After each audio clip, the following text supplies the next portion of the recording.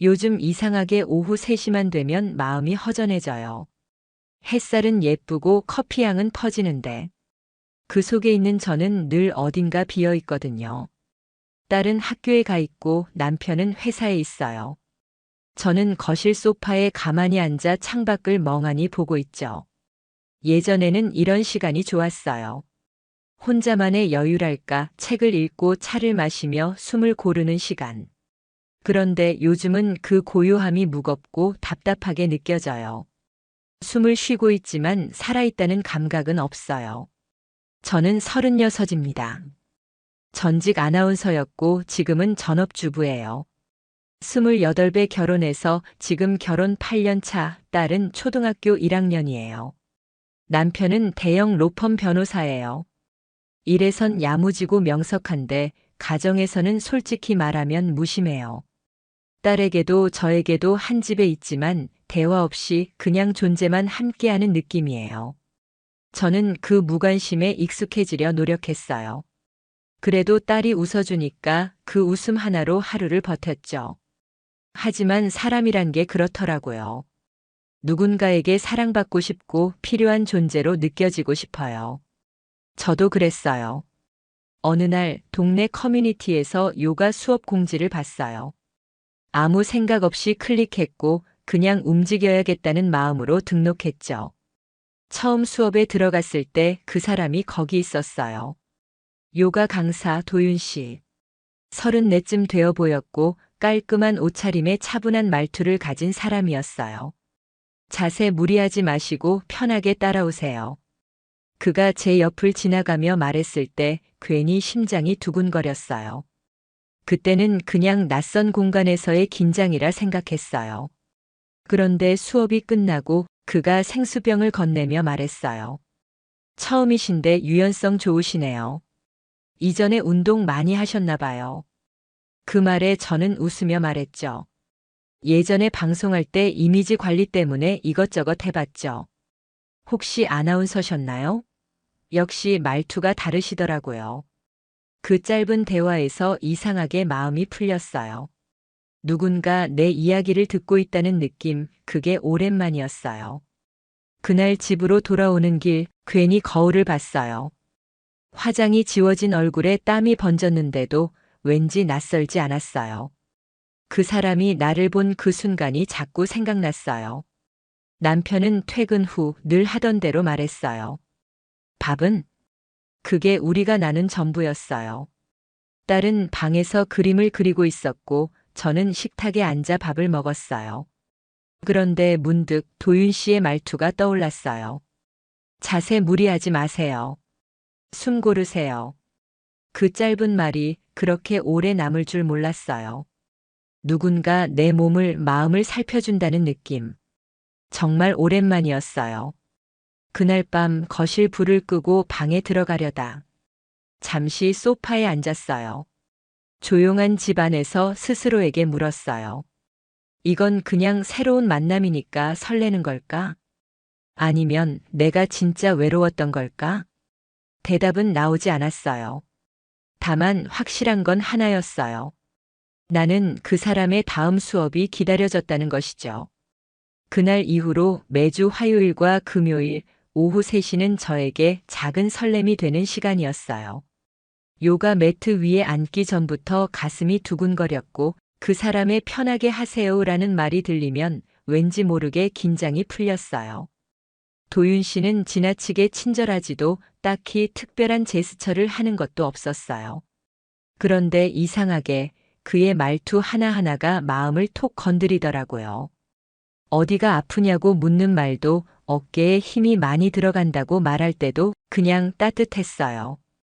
그날은 수업이 일찍 끝났어요. 다른 사람들은 서둘러 나가고 저 혼자 매트 정리를 하고 있었죠. 그가 다가와 조용히 말했어요. 지수님, 요즘 어때요? 별 뜻 없는 인사 같았지만 그 물음에 순간 숨이 턱 막혔어요. 그냥 뭐, 늘 그렇죠. 아이 학교 보내고 집안일 하고 또 다음 날 준비하고요. 지치죠. 계속 반복되니까. 가끔은 내가 없어도 이 집이 잘 굴러갈 것 같다는 생각 들어요. 말하고 나니 좀 민망했어요. 그런데 도윤 씨는 고개를 끄덕이며 말했어요. 저도 그래요. 저희 집도 비슷해요. 대화는 점점 줄고 같이 있는 시간도 줄고 그냥 같이 사는 사람이라는 느낌이에요. 그의 고백에 놀랐어요. 그도 나와 같은 감정을 느끼고 있다는 게 위안이 되면서도 어딘가 위험했어요. 공감은 너무 쉽게 선을 무너뜨리니까요. 결혼하신 지 얼마나 되셨어요? 2년 반 됐어요. 아이는 5살이고요. 저희 딸은 8살이에요. 처자이라 그랬는지 온 신경을 다 쏟았죠. 그러고 보니 남편하고는 밥 한 끼 제대로 먹은 기억이 없네요. 그는 웃으며 말했어요. 우리 되게 비슷하네요. 그 말이 그날 하루 종일 머릿속에 남았어요. 집에 돌아오니 남편은 늦게 들어왔고 딸은 방에서 그림을 그리고 있었어요. 오늘도 늦었어? 응, 회의가 길었어. 그게 대화의 전부였어요.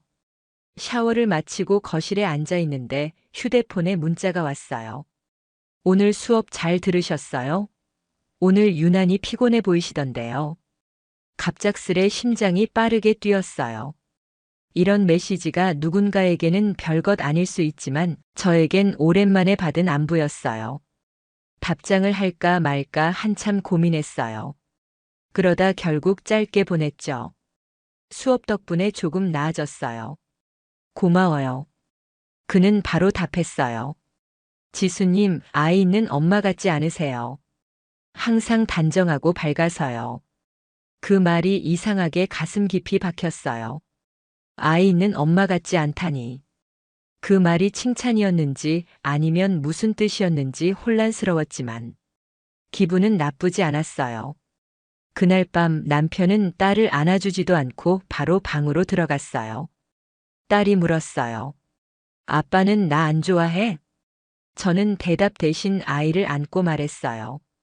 아니야, 그냥 좀 피곤한 거야. 하지만 저도 그 대답이 진심이 아니라는 걸 알고 있었어요. 그 순간에도 머릿속엔 도윤 씨의 말이 떠올랐어요. 항상 단정하고 밝으세요. 그 말이 자꾸 반복되니까 나도 모르게 웃음이 새어나왔어요. 그리고 그 웃음 뒤에 남겨진 감정은 죄책감이 아니라 이상하게 따뜻함이었어요. 나는 스스로에게 물었어요. 이게 진짜 위험한 감정일까? 아니면 그냥 외로운 사람끼리 나눈 위로일까?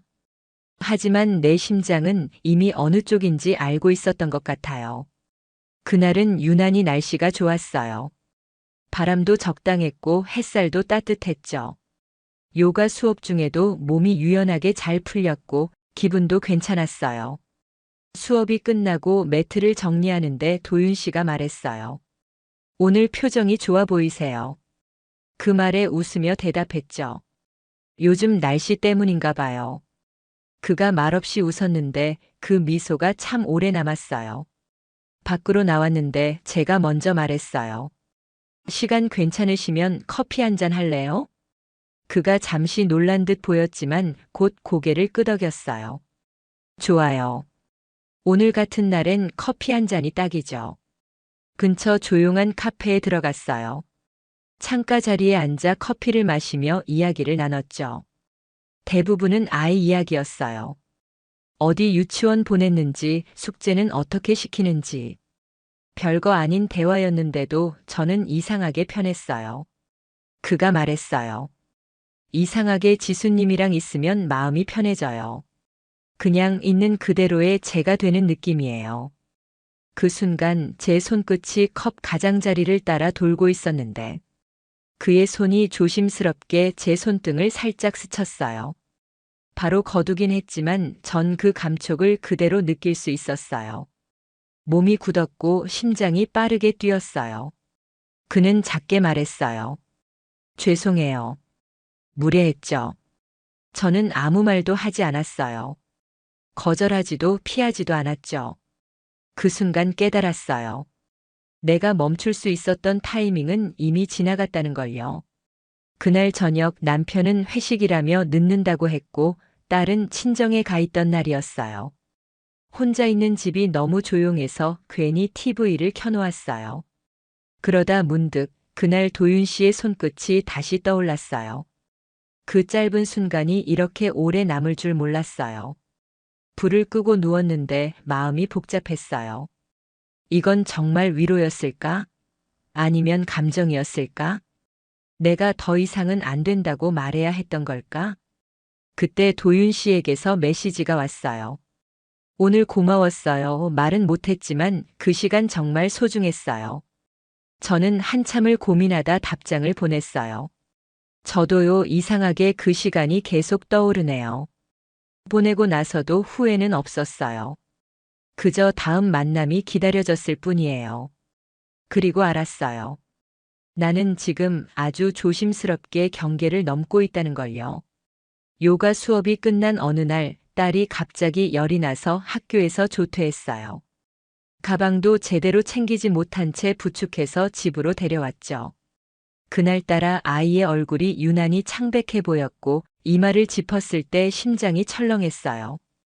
병원에 다녀오고 약을 먹이고 아이가 겨우 잠들었을 때 휴대폰 알림이 울렸어요. 오늘 안 오셔서요. 무슨 일 있으신가 해서요. 순간 이상하게 뭉클했어요. 남편은 아이 아픈 걸 알면서도 아무 연락이 없었거든요.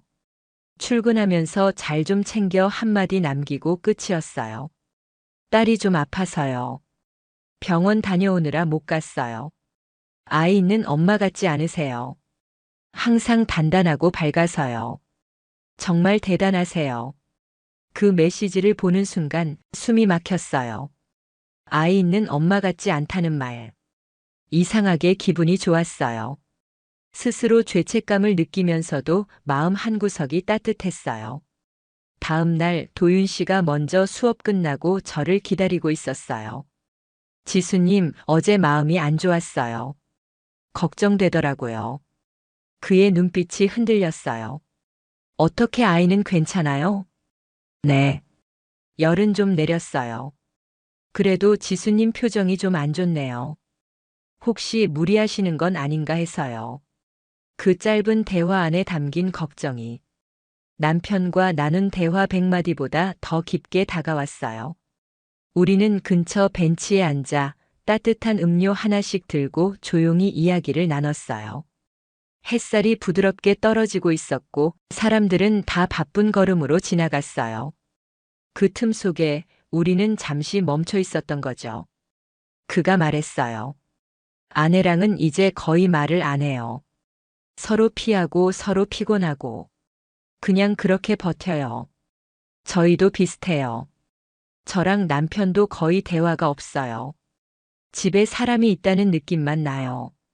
그 말을 하면서 왜인지 모르게 눈물이 날 것 같았어요.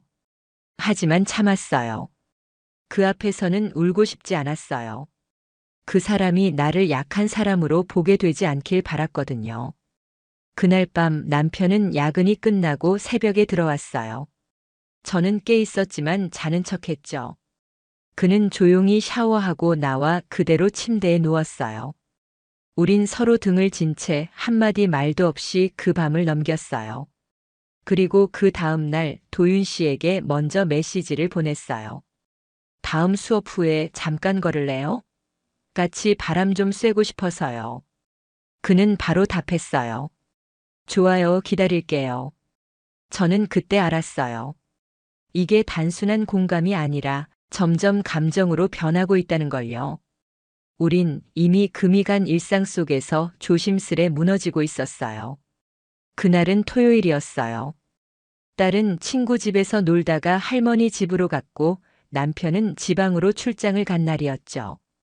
혼자 있는 집은 괜히 더 조용하게 느껴졌고 허전함은 평소보다 훨씬 짙었어요. 그때 도윤 씨에게서 문자가 왔어요. 오늘 저녁 시간 괜찮으세요? 같이 식사 어때요? 한참 망설이다가 결국 짧게 답했어요. 좋아요, 어디서 만날까요?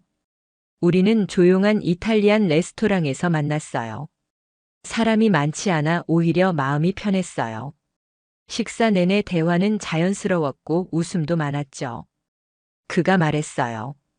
지수님은 참 묘한 사람이에요. 말없이 있어도 편한 사람, 그런 사람이 얼마나 될까요? 저는 아무 대답도 하지 않았어요. 그저 그 말을 오래도록 마음속에 새기고 있었어요. 식사가 끝나고 우리는 잠시 근처 공원을 걸었어요. 늦은 저녁 바람이 차가웠지만 이상하게 따뜻했어요. 그리고 그날 그가 조심스럽게 말했어요.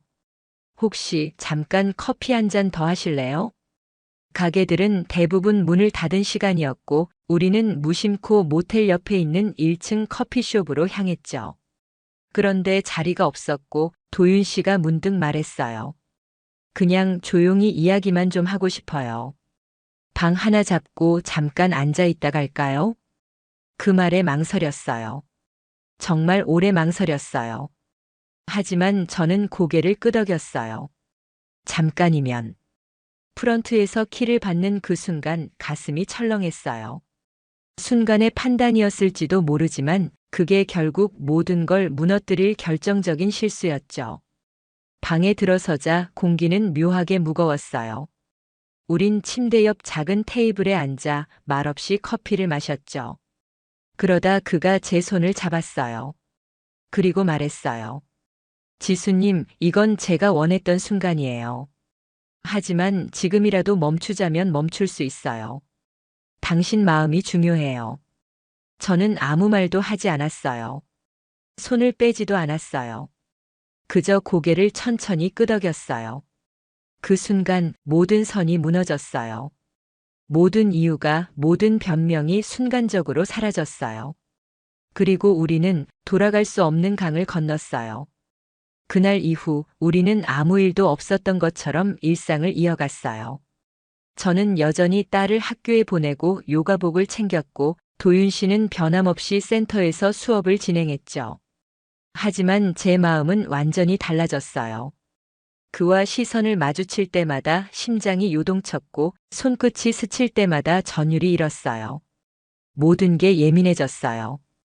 그와 나눈 메시지, 그가 보낸 짧은 음성. 지수님, 오늘도 보고 싶었어요. 그 말들이 머릿속에서 떠나지 않았어요. 그런데 남편이 달라졌어요. 예전처럼 무관심하던 사람이 갑자기 폰 좀 줘봐라고 말하는 거예요. 가슴이 철렁했어요. 왜? 갑자기 전화가 끊겨서. 잠깐만. 그 짧은 순간에도 저는 메시지를 지우고 사진첩을 정리했어요. 심장이 너무 빨리 뛰었어요. 들킬까봐, 무너질까봐. 그날 밤 남편은 묘하게 조용했어요. 식사 중에도 말이 없었고 딸이 무슨 얘기를 해도 반응이 없었어요.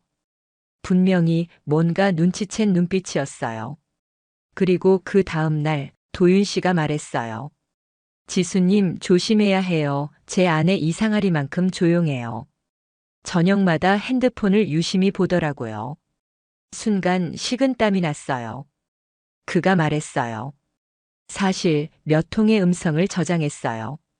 지수님 목소리. 그냥 듣고 싶을 때 듣고 싶어서요. 그 말이 이상하게 무섭게 느껴졌어요. 우리가 나눈 말들, 그 따뜻했던 표현들이 이제는 증거가 될 수도 있다는 생각에 말이죠. 그날 밤 남편이 현관에 들어서며 말했어요. 지수야, 폰 위치 기록, 너 알지? 심장이 멎는 줄 알았어요. 남편은 이미 다 확인한 얼굴이었어요. 며칠 전 내가 도윤 씨와 함께 있었던 그 모텔 근처에 있었던 기록까지. 남편은 모두 알고 있었던 거예요. 지금이라도 말해, 누구야? 그 말에 입이 열리지 않았어요. 눈물이 핑 돌았고 입술이 바르르 떨렸어요. 그리고 그 순간 도윤 씨에게서 문자가 도착했어요. 지수님, 우리 이대로는 안 돼요. 더 늦기 전에 정리해야 해요. 아니면 우리 도망칠까요? 저는 그 메시지를 한참 바라보다가 고개를 들고 남편을 마주봤어요. 그 눈빛에 담긴 실망과 배신감, 그리고 슬픔이 제 마음을 후벼 팠어요. 하지만 이상하게도 그와의 일이 후회되지는 않았어요. 아직은, 정말 아직은 그 사람을 놓을 수 없었어요. 남편은 더 이상 말로 따지지 않았어요. 대신 저를 바라보는 눈빛이 달라졌어요. 서늘하고 조용했지만 그 안엔 확신이 담겨 있었어요. 며칠 동안 아무 말 없이 지냈어요. 평소처럼 아침밥을 차리고 아이를 등교시키고 남편은 출근을 했죠. 하지만 모든 게 가짜 같았어요. 그날 밤 남편이 처음으로 제게 물었어요. 지수야, 솔직히 말해줘. 내가 만나고 있는 사람 그 요가 강사 맞지? 심장이 멎는 줄 알았어요. 저는 입을 떼지도 못했고 그저 고개만 숙였어요. 그는 조용히 웃으며 말했어요. 그래, 그럴 줄 알았어. 그렇게 우리의 결혼 생활은 아무런 고성도 없이 조용히 무너졌어요. 며칠 후 누군가 초인종을 눌렀어요. 현관을 열자 그가 있었어요. 도윤 씨였죠. 그는 조심스럽게 말했어요. 지수님, 혜진이 다 알아버렸어요. 저랑 당신 다요. 순간 숨이 막혔어요. 그럼 어떻게 됐어요? 짐 싸서 나가래요. 이혼하자고 했어요. 아이도 두고. 그의 눈엔 후회가 담겨 있었어요. 그런데 그 후회가 나 때문인지 자신 때문인지는 알 수 없었어요. 그가 말했어요.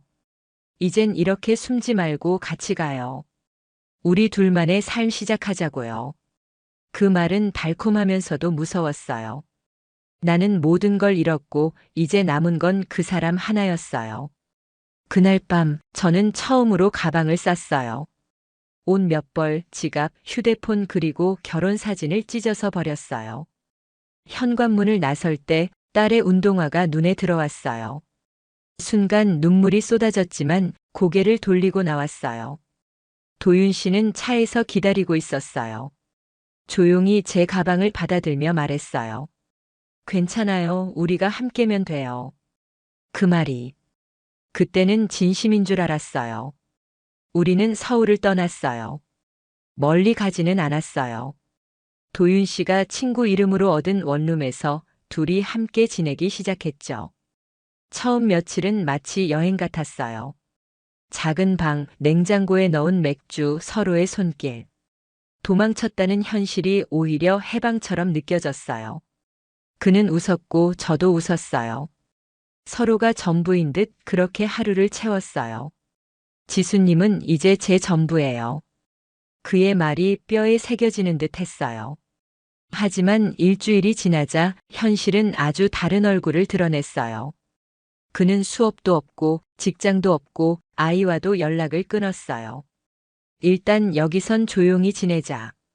그 말이 반복될수록 내 마음은 불안해졌어요.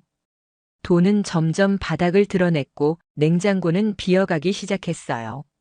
저는 계속 잠이 오지 않았어요. 새벽마다 핸드폰을 켰다가 껐고 딸 사진을 보며 울음을 참았어요. 남편에게 문자가 하나 와 있었어요. 딸은 잘 지내, 더는 찾지 마.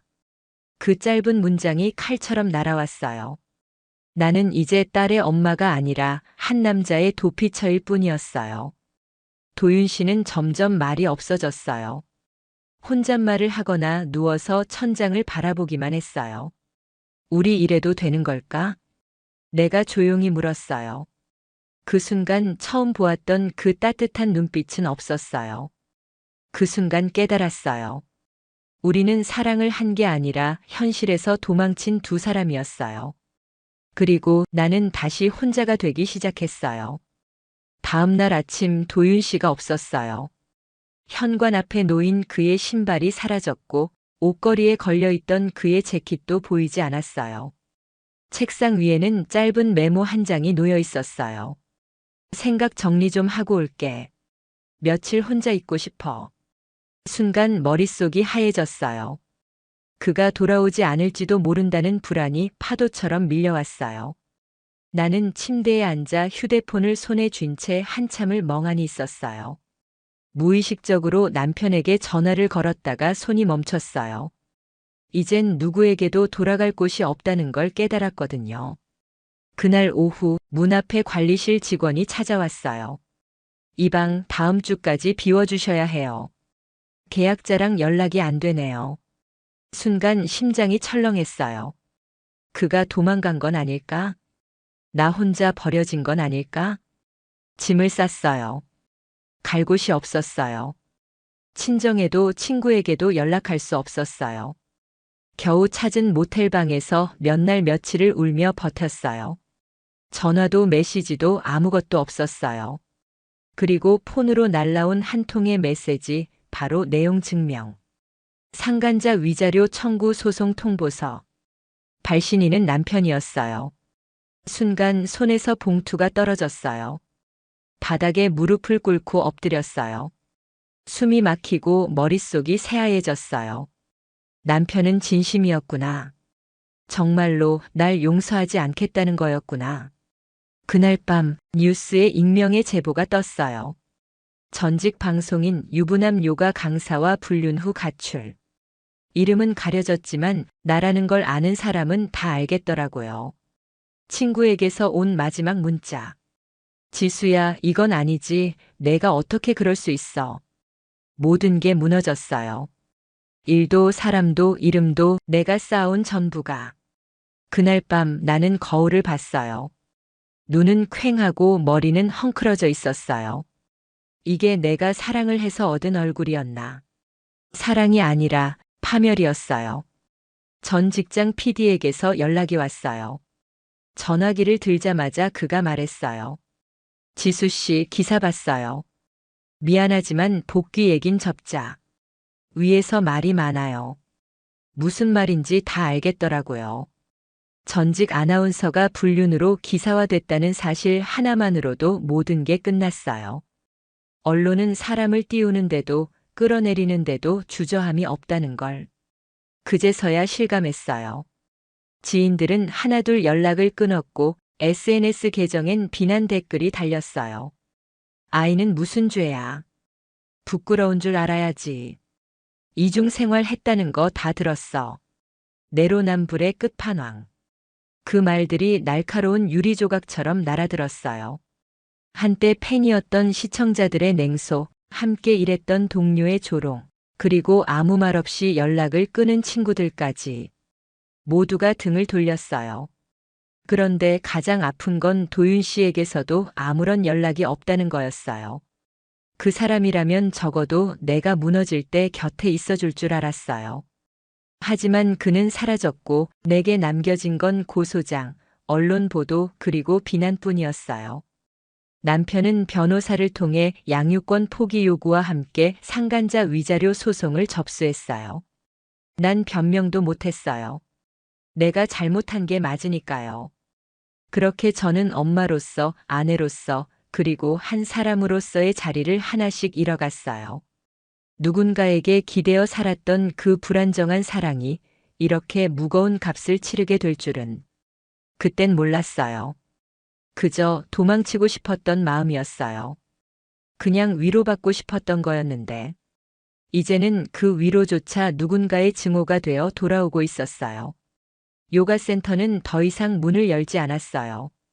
그곳이 내게 처음 설렘을 안겨준 공간이었지만 이제는 낯선 폐허처럼 느껴졌어요.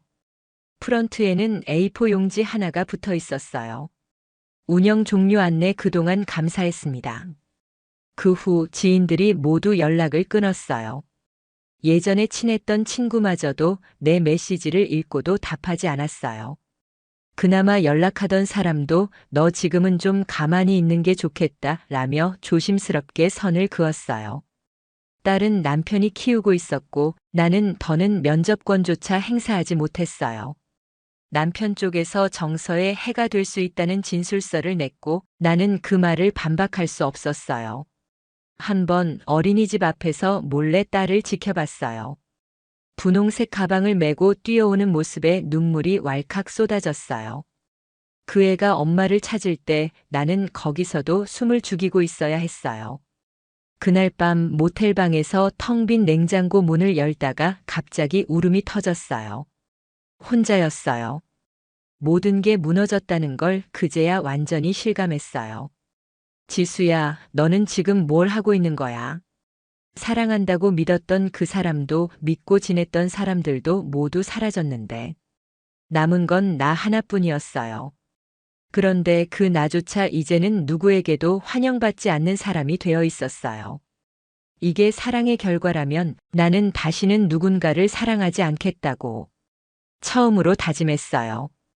도윤 씨는 끝내 돌아오지 않았어요. 그와 함께 나왔던 원룸, 그가 마지막으로 남겼던 메모, 그 모든 게 거짓 같았어요. 처음엔 걱정했어요. 무슨 일이 생긴 건 아닐까, 아내에게 잡혀 억지로 어디 끌려간 건 아닐까. 하지만 시간이 지날수록 그건 그냥 나 혼자만의 착각이었단 걸 알게 됐어요. 어느 날 우연히 도윤 씨의 아내인 혜진 씨와 마주쳤어요. 그녀는 눈 하나 깜빡하지 않고 말했어요. 그 사람 당신이 처음이 아니에요. 숨이 막혔어요. 무슨 말씀이세요? 결혼 전에 2번이나 불륜이 있었어요. 저는 알면서도 그냥 결혼했죠. 사람은 안 바뀌더라고요. 나는 아무 말도 하지 못했어요. 그녀는 마지막으로 말했어요. 그 사람 당신한테도 언젠간 돌아온다고 약속했겠죠? 그녀는 코웃음을 치고 돌아섰어요. 모든 게 무너졌어요. 그가 내게 했던 모든 말, 지수님은 특별해요. 당신 없인 못 살아요. 그 말들이 다 다른 사람에게도 했던 말이었을지도 모른다고 생각하니 속이 뒤집어지는 기분이었어요. 나는 그를 사랑했던 게 아니라 그가 만든 환상에 빠졌던 거였어요. 그날 밤 거울을 봤어요. 내 눈이 너무 낯설었어요. 사랑받고 싶었던 마음이 어리석게 느껴졌어요. 그 하나만 바라보고 모든 걸 던졌던 나 자신이 너무나 초라했어요. 그는 사라졌고 나는 남겨졌어요. 사랑이라고 믿었던 건 그 사람에게는 그저 반복된 장면 중 하나였을지도 몰라요. 정말 처음부터 사랑 같은 건 없었던 건지도 모르겠어요. 그날 이후로는 하루가 너무 길게 느껴졌어요. 아무 일도 안 했고 아무도 만나지 않았고 그저 눈만 뜨고 숨만 쉬고 있었어요. 창밖으로 햇살이 비쳐도 아이들이 뛰노는 소리가 들려도 세상과 나 사이에는 두꺼운 유리벽이 있는 것 같았어요. 도윤 씨가 떠난 뒤 나는 정신과를 찾았어요. 우울증, 불안장애, 수면장애. 의사는 약을 건넸고 나는 그 약을 꾸역꾸역 삼켰어요. 무기력함이 뼛속까지 퍼졌어요. 샤워도 하지 않았고 식사도 하루 한 끼면 충분했어요. 가끔 딸의 사진을 보며 손끝으로 화면을 문지르듯 만지곤 했어요. 그때 그 애가 했던 말이 떠올랐어요. 엄마, 나 좋아해? 그럼 엄청 좋아하지. 지금 그 아이가 다시 묻는다면 나는 아무 말도 못할 것 같았어요. 그 질문 앞에 나는 엄마가 아니라 도망자였으니까요. 한날은 정신과 상담 중에 의사가 말했어요. 지금 겪고 있는 감정 당연해요. 하지만 중요한 건 당신이라는 사람을 다시 회복하는 거예요. 그 말이 이상하게 가슴에 박혔어요. 회복. 그게 될 수는 있을까? 나는 나를 버렸고, 내 가정을 버렸고, 아이를 버렸고, 심지어 그 사람에게도 버림받았어요. 그런데도 나는 살아있었어요. 죽지 않았고, 지금 이 자리에서 숨을 쉬고 있었어요. 그건 뭘까? 쳐버릴까? 아니면 기회일까? 그날 처음으로 창문을 열었어요. 바람이 들어왔고 나는 눈을 감았어요. 냄새가 났어요. 따뜻하고 쿰쿰한 봄 냄새였어요. 그 냄새가 낯설게 느껴지지 않았어요. 아직은 모든 걸 되돌릴 수는 없겠지만 적어도 이대로 끝나고 싶지는 않았어요. 법원에 출석한 날 하늘은 이상하리만큼 맑았어요. 재판정은 조용했고 판사의 목소리는 무덤 같았어요. 피고인 윤지수는 민법 제840조 및 제843조에 따라 혼인 파탄의 주된 귀책 사유자로 판단됩니다. 숨이 턱 막혔어요. 판사는 이어서 말했어요. 원고 서진우의 청구를 인용하여 양육권은 원고에게 부여하며 피고는 위자료 3천만 원을 지급합니다. 그 짧은 문장들이 내 지난 8년의 결혼 생활을 갈라놓았어요. 나는 이제 딸의 법적 보호자가 아니었고 전 남편에게 손해를 배상해야 할 상간녀가 되었어요. 그리고 이어서 들은 또 하나의 소식. 도윤 씨 역시 이혼 소송에서 패소했고 친권 제한과 재산 분할로 모든 것을 잃었다고 했어요. 그의 아내 혜진 씨가 끝까지 물고 늘어졌다고 하더라고요. 누군가에게 그건 복수였을지도 몰라요. 하지만 제게는 그저 결과였어요. 감정이 개입될 틈도 없었어요. 법정 밖을 나오자 햇빛이 따가웠어요. 햇살이 아니라 죄의 무게 같았어요. 사람들이 나를 쳐다보는 듯한 느낌. 그날은 유난히 더 심하게 느껴졌어요. 신문엔 다시 기사가 났어요. 전 아나운서 상간 소송으로 위자료 판결. 법원 혼인 파탄의 주요 원인. 이름은 익명 처리됐지만 사진은 흐릿하게 남아 나였어요. 인터넷에는 댓글이 달렸어요. 꼴 좋다. 죗값 치러라. 방송할 땐 고상한 척 하더니 결국은 눈을 감았어요. 모든 게 예상된 반응이었지만 그래도 여전히 아팠어요. 하지만 달라진 게 하나 있었어요. 이번엔 울지 않았어요. 그냥 조용히 그 모든 걸 받아들였어요. 사람이 죄를 지으면 벌을 받아야 한다고 그걸 인정하는 데까지 참 오래 걸렸네요. 하지만 이제는 벌을 받았으니 그 벌 위에서 다시 살아야 할 이유도 생기겠죠. 버스 정류장에 앉아 있었어요. 눈앞이 흐려졌고 머릿속은 멍했어요. 그 시간은 오후 3시였고 예전 같으면 요가복을 챙겨 들고 있었을 시간. 하지만 지금 내 옆엔 가방도 휴대폰도 아무것도 없었어요. 괜찮으세요? 지나가던 사람이 말을 걸었고 나는 대답 대신 고개만 끄덕였어요. 몸을 일으키려 했지만 다리에 힘이 풀렸어요. 잠깐 어지러움이 밀려왔고 시야가 흐려지다가 모든 게 깜깜해졌어요. 응급실로 실려갔고 의사는 탈진과 스트레스라고 말했어요. 침대에 누워 천장을 보며 생각했어요.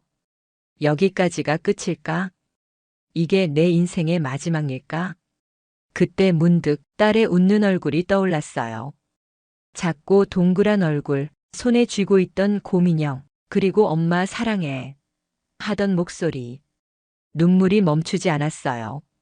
세상이 무너진 것보다 그 아이의 기억이 사라질까봐 무서웠어요. 며칠 뒤 퇴원한 나는 조용히 강남 어느 거리에 섰어요. 예전에 갔던 요가센터 근처 그 작은 골목 앞에서 잠시 멈춰 섰어요. 다 문이 닫혀 있었고 그 시절의 그림자는 하나도 없었어요. 나는 그 길을 따라 천천히 걸었어요. 발밑엔 벚꽃잎이 흩날렸고 햇살은 참 따뜻했어요. 그날 오후 근처 카페 창가에 앉아 있는 한 가족을 봤어요. 남자와 어린 여자아이. 딸이 케이크를 자르며 말했어요. 아빠, 초코 맛이 제일 맛있어. 우리 딸 많이 먹어. 그 목소리는 남편의 목소리였어요. 딸은 웃고 있었고 남편은 아주 조용히 하지만 따뜻한 눈으로 그 아이를 바라보고 있었어요. 나는 창 너머 그 풍경을 바라보다 조용히 뒤돌아서 걸었어요. 이제는 그 시간에 함께할 수 없다는 걸 알면서도 왠지 모르게 안심이 됐어요. 그 둘의 오후 3시는 다시 평화로워졌구나. 비로소 제자리로 돌아갔구나. 나는 폐허 속에 앉아 있었지만 그 오후의 평화로움만큼은 다시 돌아왔다는 걸 알았어요. 다만 그 자리에 내가 없을 뿐이었어요.